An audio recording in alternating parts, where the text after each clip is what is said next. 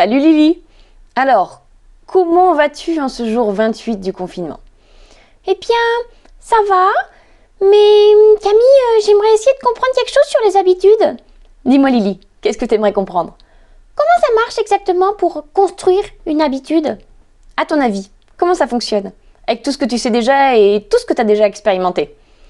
Eh bien, ce que j'ai compris, c'est que la répétition, ça permet un petit peu d'automatiser petit à petit l'habitude. Oui, c'est ça, et encore. Ce que j'ai compris aussi, c'est qu'il y a souvent un déclencheur qui me fait faire l'habitude. Comme par exemple, quand je m'ennuie un petit peu en ce moment, je regarde les réseaux sociaux, Facebook, Instagram.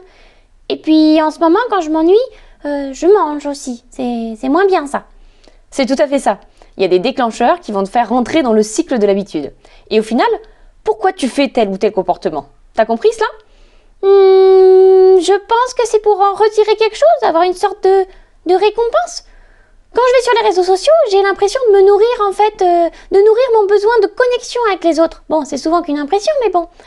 Et quand je mange, je pense que j'ai l'impression de me remplir, d'exister un peu plus.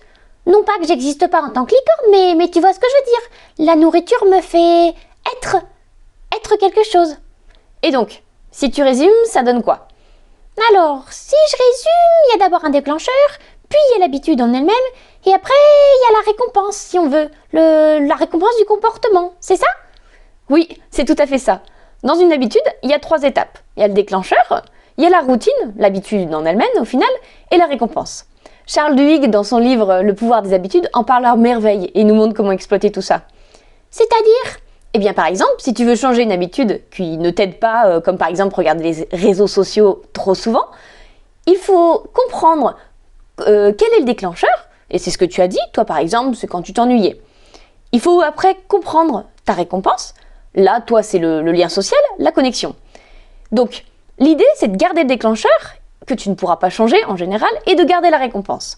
Mais tu changes l'habitude, tu changes le comportement. Là, par exemple, qu'est-ce que tu pourrais faire à la place de regarder tes réseaux sociaux? Eh bien, je pourrais peut-être envoyer un message à quelqu'un ou carrément appeler quelqu'un qui me manque. Oui, c'est ça. Donc, même déclencheur, même récompense, voire même plus intense, mais une habitude qui est plus agréable et qui est plus favorable avec ce que toi tu as envie d'être et de mettre en place dans ta vie. Tu comprends? Ah oui, c'est génial. Mais ça va prendre du temps tout ça. Oui, c'est sûr, ça prend du temps, mais c'est possible. Grâce à la plasticité neuronale, tu vas pouvoir réussir à changer tes habitudes. Ok, très bien. Bon je vais essayer. Merci encore Camille. Au revoir Lily.